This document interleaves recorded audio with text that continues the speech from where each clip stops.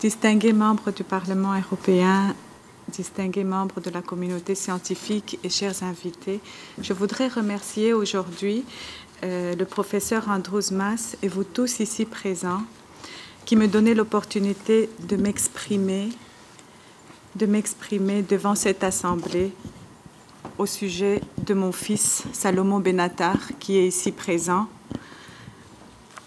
En effet, Salomon Soriano Benatar, de nationalité belge, est né le 11 novembre dans l'ex-province du Katanga en République démocratique du Congo. Après avoir fait ses études primaires à l'école belge de Lubumbashi, il a obtenu son certificat secondaire et supérieur à l'Athénée royal de Huy en Belgique. Alors qu'il entamait ses études en bachelier commerce extérieur à la Haute École Sainte-Marie à Liège, l'année académique 2011-2012, il a connu un grave accident dans la nuit du 13 avril 2012 pendant ses vacances de Pâques en famille.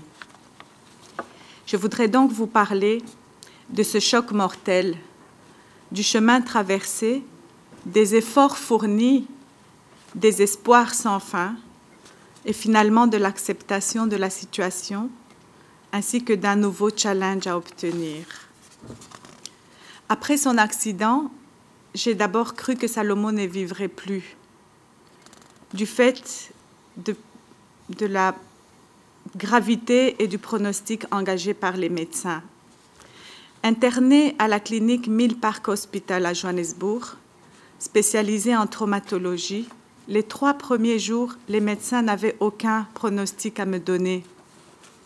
En coulisses, j'entendais que si jamais il survivait, il resterait dans un état végétatif.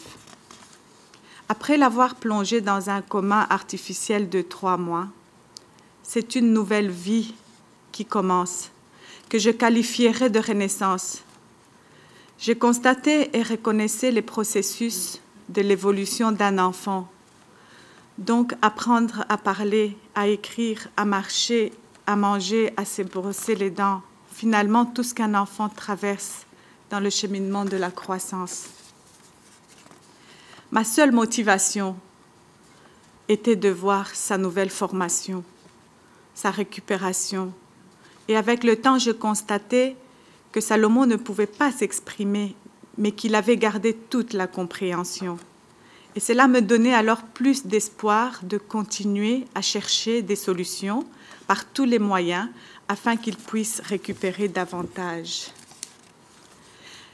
La difficulté que j'ai rencontrée dans mon parcours et surtout dans les grands centres de la place est que certains considéraient que le cas de mon fils était comme soit arrivé trop tard pour leur programme de réadaptation, certains considéraient que 6 mois passés après l'accident, le patient ne récupérait plus ou plus grand-chose et que ça ne servait plus à rien de poursuivre la prise en charge du malade. Alors, j'ai dû me battre pour chercher des centres hors de la Belgique qui pourraient m'aider à atteindre un minimum d'objectifs que je souhaitais. Au cours de l'accident, certains organes et sens ont été gravement atteints. Il a perdu la parole pendant quelques années. Maintenant, petit à petit, il parle, il retrouve son autonomie et finalement, c'est une évolution significative. Chers invités, l'évolution scientifique prouve à suffisance qu'il n'y a pas de limites dans les connaissances. Avec Salomon, mon fils, j'ai vécu des expériences et je suis convaincue aussi que le cerveau se rétablit à tout âge, mais à son rythme. Mais cela peut prendre du temps, voire plusieurs années.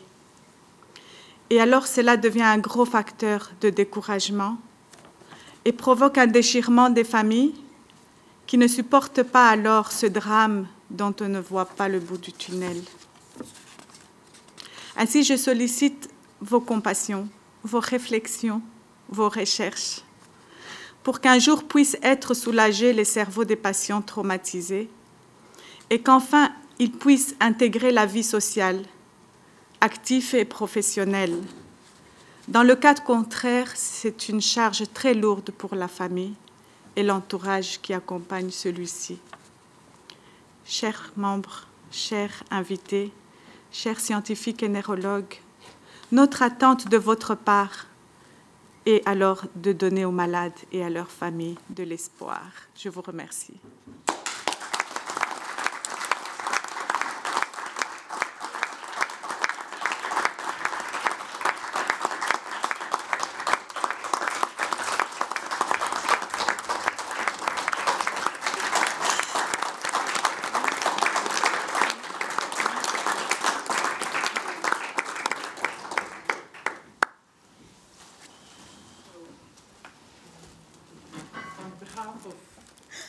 The group of people here, thank you very much for coming.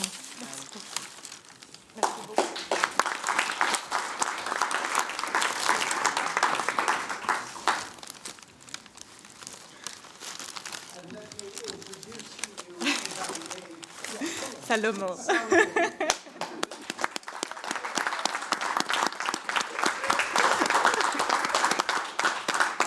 Salomon is what we're here for.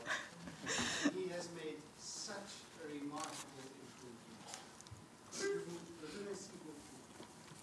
Merci. Merci à vous, professeur.